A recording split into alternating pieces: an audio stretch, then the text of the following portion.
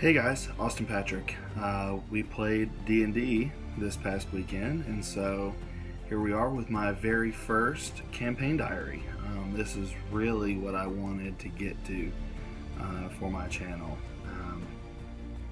Really looking forward to doing these. So the general format for these is going to be I'm going to give a little synopsis of what happened, and then after that I'm going to give you guys a view behind the DM screen. Go through some of the things of how I planned it, how I wrote it, how I come up with the different encounters that were in it, just some different things like that, as well as some spoilers and some things as far as how the direction that I'm going in from here on out. So if you're one of my players, I will give you a warning of when the synopsis is over and when the DM material starts, and so you'll need to stop watching there. If not, metagaming leads to death. Proven fact. Science. Alright, so first things first, the synopsis. So we picked up right after the group got done fighting a party from the Horde. It was 4 elite combatants. They had special abilities and special powers that the others could not do, and that the players cannot do. One of them was a commander, which is actually a archetype for the fighter class, where you can, as a reaction, you can give commands to your party and cause them to do an action on your turn, which is really neat. He used that. The rogue, he had an ability that allowed him to throw down a smoke pellet and either become invisible or like a teleport, basically like a small little movement thing. And another one gave him concealment to where people had disadvantage on hitting him.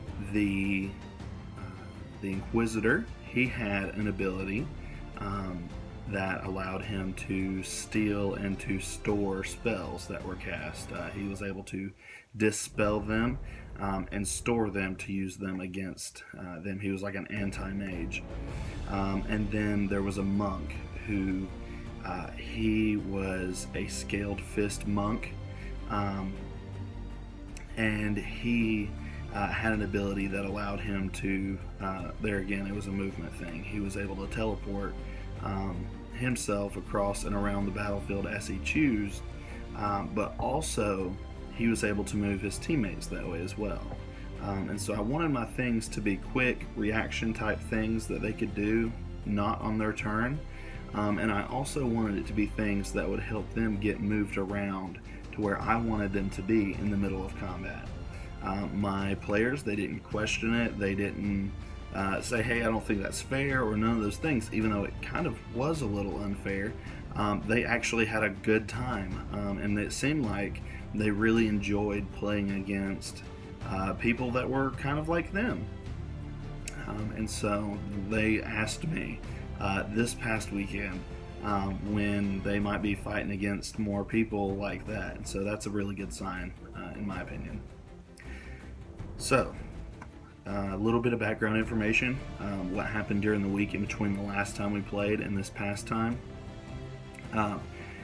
Cody, the player of the Barbarian, comes to me and he says, look, he said, Yuri's at 0 hit points. And I said, come again? He said, yeah, because at Orc Ferocity, it goes away once the battle's over, and so he's at 0 hit points. And in my mind, and to him, I said, oh, that is perfect. And so basically, as soon as we pick up with the campaign on Saturday, Yuri is standing there smoking armor because he had just used this massive hellfire attack with his special sword that he has, and damaged himself. Dealt like 40-something points of damage to the commander and to himself. It was really epic. And then all of a sudden, as soon as the Horde gets moved out, he takes a few steps forward and just collapses. And simultaneously, Hestia also collapses. She is getting a vision but not a good vision. This is a vision from the big bad guy, Lord Aegon. He is sending her kind of like a taunt, basically. He pushed all of her buttons in this vision. He basically says, you can't trust anyone. How do you know you're not working for me? You're playing right into my hands. You're too weak. You'll never be able to stop me. All these things. Typical hubris, bad guy. I'm going to flaunt my plan right in front of you type deal. So he does that, and she comes to. She heals Yuri up, gets him back to consciousness, and the party goes in to go to bed. And I tell them that halfway through their long rest, they hear something. I make them all make perception checks, and they all passed with flying colors. I'd set the DC at like 15. Not too high, but also if they rolled poorly, they wouldn't know what was going on. But I set the DC in such a way that someone would hear it.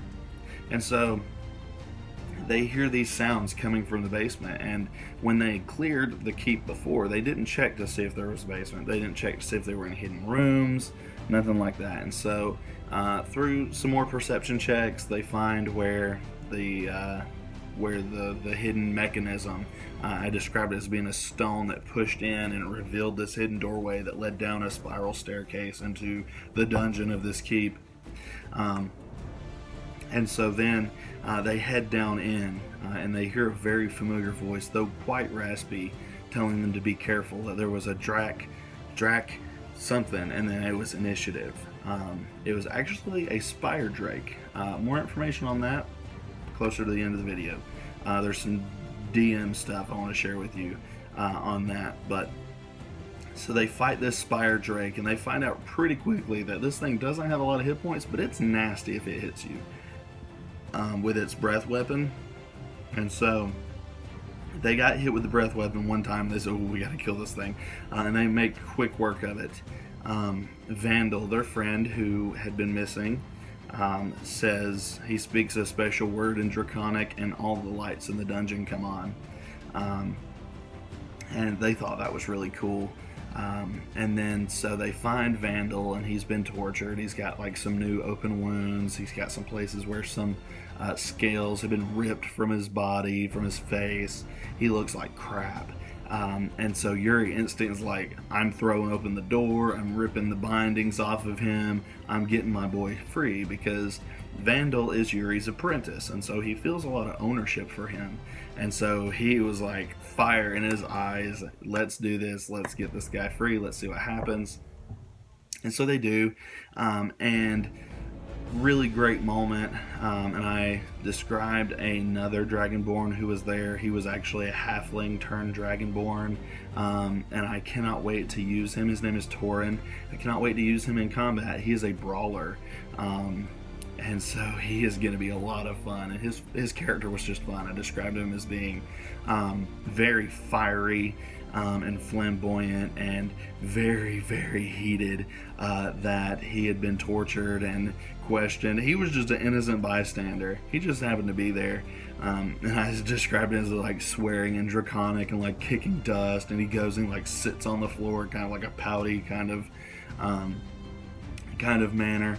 And so instantly what I wanted to happen, I described, once the lights come on, I described the dungeon as having, like, in the center of it, this mural carved into the floor in a perfect circle. And the mural was actually the life of Lord Aegon, of him becoming a Dragonborn, of the things that he did before he became a deity, and all these different things. And in the middle of the mural was this very obviously evilly described staff. I described it as being carved out of black dragon bone, and it spirals up with carvings of several dragons on it. And then the top of the staff being like a dragon's head that has black and red flames swirling in it. And instantly Thomas was like, I'm going to that, and I'm getting it, and I'm picking it up, and it is going to be mine. Did that on purpose. Some more stuff on that too at the end of the video. And so then, as soon as he picks it up, I described it, and I referred back to something that I knew that they would all find familiar. I referred back to the X-Men movies when Mystique whenever she changes forms, as like it looked like scales rolling up her body, revealing her new form or her true form. I said it looks like that, but it is black and red dragon scales that are moving up your whole entire body and now cover you. You're still Thomas, you still look the same, you're still Samsaran, but you have these wicked awesome scales, which he loved. He thought that was so cool. And then I also described that on the outer edge of the mural was this huge 10 foot wide by like 8 foot tall mirror that had several dragons carved around the edge of this mirror. And so as soon as he picks up the staff, Lord Aegon appears in the reflection of the mirror, and he gives each and every single one of them a different message. They all hear it at the same time, so they think, the other players think, or the other characters, think that they all heard the same thing, when indeed they did not. And it was each of them a little jab. For Thomas, he said, whenever you're ready, I'll be in Alloy. For Yuri, he said, whenever you want your sword back, I'll be in Alloy. And for Hestia, he says, whenever you're ready to give up, I'll be in Alloy. What a brazen move to go ahead and tell them where he's at, where he's going to be waiting. He knows they're coming, he knows what they're trying to do, and he knows how to get at each and every one of them.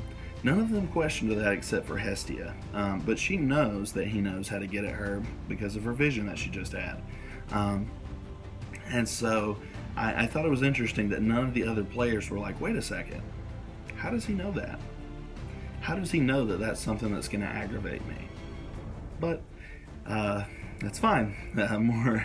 There's just something that they missed, I guess, or they didn't think enough about to ask about it. But it is probably most certainly going to be important later on. But it's fine. So then after that, they kind of get the other Dragonborns healed up, the two that they rescued, Vandal and Torin, and they all decide, all right, we're going to bed. This night's been crazy. We need rest. Let's go to sleep. And so they decide to go to sleep, and they sleep out the rest of the day.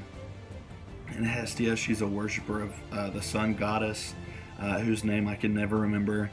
And so she goes out onto her balcony there at the keep, and she does her rituals. And while she's out there, she hears someone calling from around the front of the keep and says, "Hello, I believe I could be of assistance to you."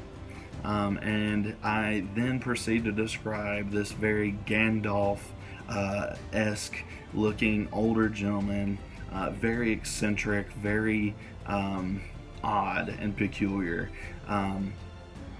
And behind him is this half-orc ranger and a dire bear. The half-orc ranger and the dire bear were a new player that we had join us last Saturday.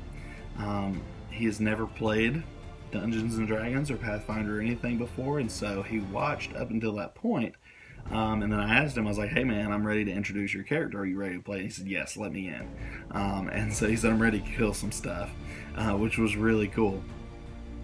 And so I introduced them, and this is important because prior to this session, Hestia had actually saved the life of a silver dragon. A little bit of DM stuff here. I've already discussed this with my players, but I'll share it with you guys here. I had wrote that as a cutscene originally, this silver dragon being shot out of the sky, and I didn't say how old or what size the silver dragon was when I described it in the cutscene, but I planned on it being a cutscene and them just kind of going on. But Hestia insisted on going and healing and casting Stabilize on this creature, and then giving, I think it was 2 of her healing spells on this creature. And so before he gets up and flies away, he looks her in the eyes and he says, a dragon never forgets his debts, and flies off. Well, this new guy that comes in, his name is Uralt.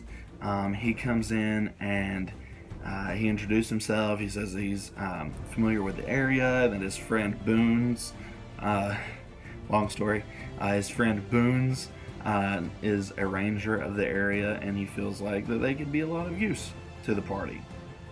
And as he walks in into the keep, he looks at Hestia and he winks at her and he says, a dragon never forgets his debts, and walks right in. Instantly, the whole party was like, "Oh shoot! Oh shoot!" And so they thought that was really cool. And so from there, we got to have this neat little thing where Thomas, Matthew's character Thomas, is actually really funny. He alternates based on how he rolls at the start of a new day, whether he is insane or not, because he's a Samzaran who's lived multiple lifetimes and all these things. And so I think that's a really neat little character flaw or character piece, really.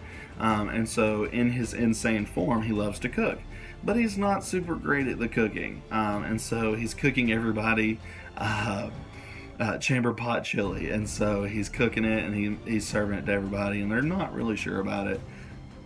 And I described that the two Dragonborns, they eat it and then instantly run to their rooms to go and use the chamber pot. And then later, as they're moving out to go on an adventure, they're carrying their chamber pots with them because chamber pot chili. I saw an opportunity and I took it, and everybody thought it was hilarious. And so the guy, he says, the new Gandalf-esque character, Geralt, says, what's new? Crazy night last night, right? And they said, oh yeah, it absolutely insane. And Thomas just pulls out this dragon staff, and he says, oh my, where did you get that? And so they go through this whole thing where they describe all the events, and I'll spare you that. And so he goes through all of that, and he says, all right, was there a book? Or Hestia says, we also found this book, which is true. I described it as the cover being like dragon scales, and the cover set is like, looks like it's written in like black blood that's dried now. It says Draken Libra, which is dragon book in like Dutch, I think. I can't remember what language I used for that. And so he's like, ooh, let me see that. And he begins studying and looking through it, and this whole time Thomas is pestering him. And so come to find out, this book has the locations of the 7 Teeth of the Dragon, among other very powerful magical items. He says to them, they're only interested in the teeth of the dragon. And so they get ready and they go to find the closest one. It's on Iron Mountain, or Iron Mount, a week and a half north. And so they go through this journey, and there's some cool character interactions between the characters and this new character, Boons, and his Dire Bear cheeseburger. And so there was some really cool interaction, but I found that the role playing was getting kind of stale, and so I had them roll a percentile, and I looked in the bestiary at the encounter tables for the Arctic or for the wilderness or whatever, and it just so happened what they rolled was Tengus, which, if you were following in the story thus far, you know that that is important because Hestia, just a few sessions earlier, was kidnapped by Tengus. And so I was like, excellent, they're back. The Tengus from Raven Rock Asylum are back, and they're going to try and take you back again. I did not plan that. I had not planned on that, but that was just an excellent improv moment where I was like, of course that's who these are. And so Hestia decapitated one of the Tengus in her attempt to escape. She was trying to use non-lethal damage. And I told her in her escape from the asylum, I said, if you try and use non-lethal damage, it's a -4 penalty to your attack roll. And she said, okay, I guess I'll just use regular damage. Well, then she crits. But not only does she crit, she also rolls maximum damage. And so this character that she was really just wanting to scare off and to incapacitate, she decapitates him. And so now when she's fighting these Tengus, she says, I have to try and use non-lethal damage. And so she's trying to fight this combat, just trying to quell this fight. But the other party members, they do not have the same reservations about killing people as she does. And she knows that, and it's fine. But it's a frustration for her character. And so they had that nice little action. It was 4 Tengus. And it was not a hard combat, but it got it got the new players' feet wet, so to speak. He actually rolled really well on his attack rolls and killed 2 Tengus on his first round. Being a ranger and at 6th level, he gets 2 attacks per round, and so he was knocking them down. Everybody leveled up before the session, so everyone's at 6th level. Yuri the Barbarian, he gets 2 attacks per round now too, which is really cool. I'm really gonna have to up the difficulty of combat now that he gets twice the attacks. And so they get through that, and then they travel a little bit further, and I have them roll again, and they roll Cloud Giant. They were closer to the mountain, so I had them roll on the mountain chart, and it was a Cloud Giant. And so at first I was like, I don't know if they can handle this, but here we go. I'll improv, I'll figure it out as we go. And so they actually did really well against this Cloud Giant. Thomas cast Enlarge Person on Yuri, who went from a size large to a size giant, or size huge. And so they were the same size. And so they were just duking it out, which was really cool, not just for Yuri, but also for the other players. They were kind of like standing back watching.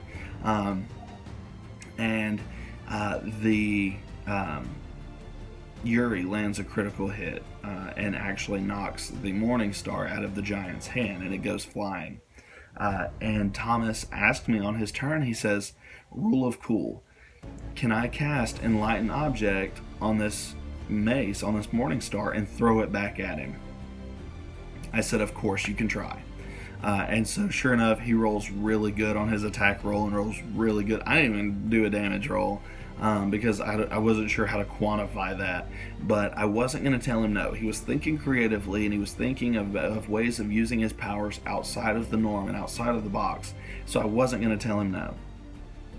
And so I dealt him some damage, and I knocked him prone, and so then Yuri just finished him off on his next turn. One swipe, killed him. And so they took down a Cloud Giant, which they thought was really cool. I rolled up some random loot on a website that I use, and they got a bunch of loot from that, because the website that you use, you put the difficulty rating of the monster that they're fighting, and you put how many players there are, and it gives you like a fair amount of treasure and loot and gold and coins for that monster. That was a CR 14 monster. They're all level 6. Now, to be fair, I did scale the AC and the HP down some. But if I still had to guess, I would say that was probably a CR 10 encounter. And then, so they killed the Cloud Giant, and I have them roll again, and it's 3 bugbears. Here's what I was looking for. I wasn't giving them battles and combat just for the heck of it. I was looking for something that could be the guardian of this really powerful sword on the top of this mountain. And so the Cloud Giant would have been a great one, but they weren't close enough for that to make sense, I didn't think. And then when they got bugbears, I was like, well, there's no way that anyone would put bugbears in charge of guarding over this sword. So they slaughter these bugbears.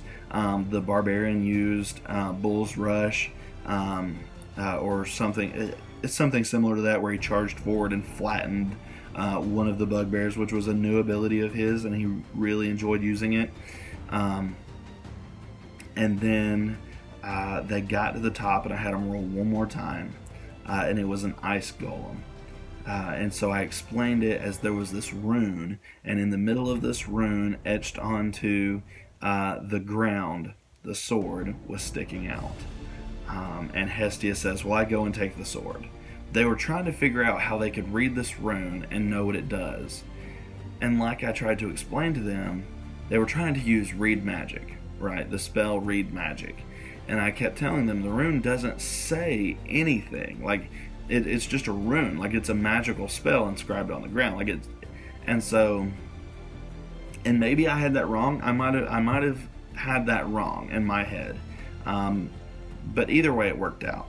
she steps onto the rune, and as it's going off, the rod of storing that Thomas has, that he got from the Inquisitor that they fought in the previous session, he pulls it out and he says, I dispel and store the rune. And I said, okay, roll. I had set the DC in my head instantly at 18. Not impossible, but really difficult. And he rolled a 20. I was so mad. I kind of wanted it to not work. I wanted there to be this awesome battle against this ice golem and then defeat it. But it was really cool for them and for the party for him to solve it in a non-combative way. And so I told him, I said, okay, you get one use of summon ice golem. You get that, and it's done. And that's the way the Rod of Storing works. It dispels the magic, and if it successfully dispels it, you get one use of it. And I told him that it can store 5 spells. And so far, I don't think he's stored anything with it successfully except for that, which he was really excited about storing that. So, that being said, that was the end of the synopsis. We left it there. We did a cut scene to where, they traveled back. Uralt said, oh, cool, I see you got the other sword. And then they were tired from traveling, so they just decided to crash. And I told them that as they are going to bed, they receive a message over their chain ring, which is a ring that basically has message enchanted on it. And so any of the members of the chain can communicate with any of the other members of the chain anytime they want. I know that's kind of ridiculous, but I use it for story reasons, just like this. And the message is urgent. Come back to base at first light. And we stopped there. And instantly they began muttering to themselves and asking back and forth, like, what do you think it is? Do you think they've been attacked? All this stuff. And so I'm interested to see. I haven't planned out my next session yet, and so I don't know what exactly is going on. That was kind of a spur of the moment thing. And so I'm interested to see how our next session plays out. I don't know if our new player is going to be able to play in this next session. There's some scheduling stuff going on there. And it's football season, and so getting people committed to D&D on Saturdays is going to be tough, I think. But it's fine. And so this is the end of the synopsis, and so begins the spoiler territory. Alright, here we go. Few things. Not a whole lot on this.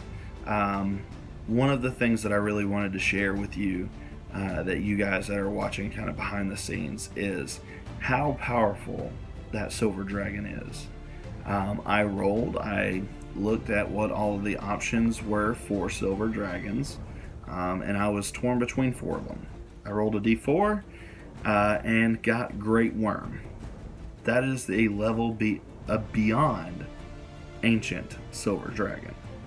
He is stupid powerful. Stupid, crazy powerful. Now, I don't think I'm going to have him help the allies in combat. Not directly.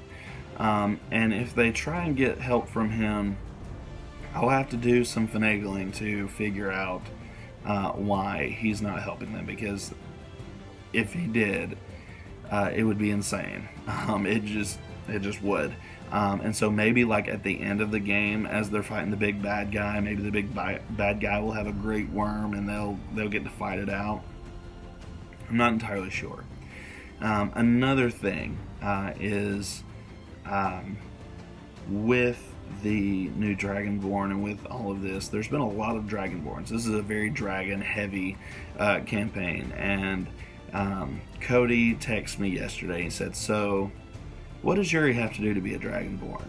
Which really excited me because anybody that's played D&D with me knows I'm fond of them. I'm pretty biased. They're pretty dope. These dragon-like humans, humanoids, and so I really love the lore of how they came to be and the process of becoming one. And so I began sharing some of that with him, and I explained to him, and I told him, I said, okay, if you do this, then this isn't going to be something that your character does just to become more powerful. This is a religious thing. This is a thing of I am committing myself to their goal and to their mission, all these things. And I laid it out, and he seems like he's down for it, which is really cool. So that's a big change potentially coming up. Another one is we are potentially having another new player join, a bard, and so that'll be fun, adding a new element to the game. And so one of the things I wanted to share also was about the Spire Drake. Spire Drakes are nasty, and this is how nasty they are.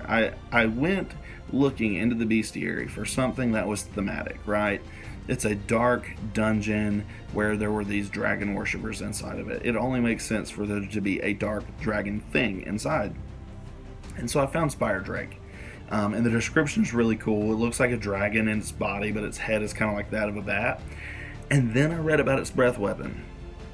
If you get hit by its breath weapon, you take a -2 to virtually everything. Now, I was really lucky. They rolled really high after getting hit by the breath weapon of this thing. But it could have put them in a potentially bad situation to where that combat could have been a death spiral. Had they failed some of their saves after that, and had they missed some of their attacks after that, if he would have done the breath weapon again and again and again, it stacks, right?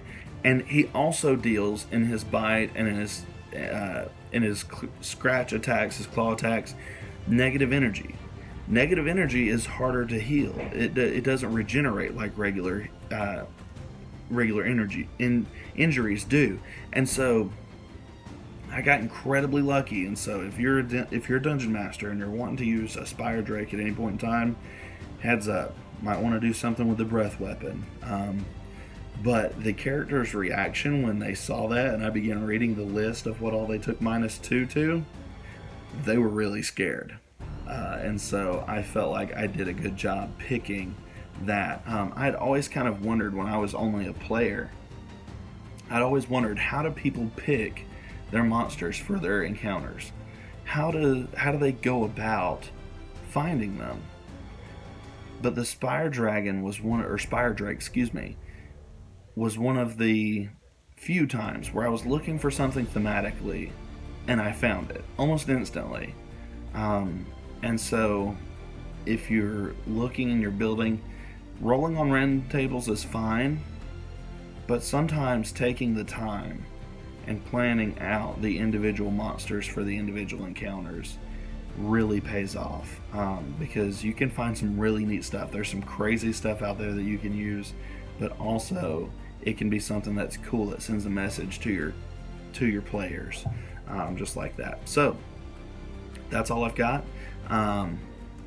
Really quickly, they now have 2 Teeth of the Dragon again, and so this victory is probably going to be followed by another victory or 2 before I pull the rug back out from under their feet again, which is coming. I don't think that it should just always be victory after victory after victory after victory.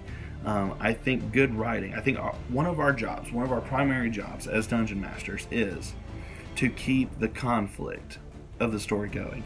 Conflict is fun. It may not always feel fun in the moment, but overcoming conflict is the principal joy of playing Dungeons and Dragons, right? It is our job to keep the question in front of them. Will the heroes ... right? We want them to ask the questions, sometimes even wonder themselves, are we going to be able to ... How are we ever going to get out of ... So, I don't intentionally make them lose. I don't intentionally put them in situations and like override their agency to where, oh yeah, like you fail that, or oh yeah, y'all lose this battle, or oh yeah, this city is overtaken without your control. I do it in such a way, and it takes very careful planning, right? And maybe even sometimes a little bit of getting one of the players to buy in and say, okay, I'll help you out. I'll go along with this. Player buy-in is a big point of this. And so it's coming. it may be a few sessions. I may give them a few sessions of doing something fun or silly, or just some side quests to get them kind of to calm them down a little bit, put them at ease before I yank the rug back out from under them and keep their feet on the coals, so to speak. And so I look forward to it. And until I see you again, keep the faith and peace out.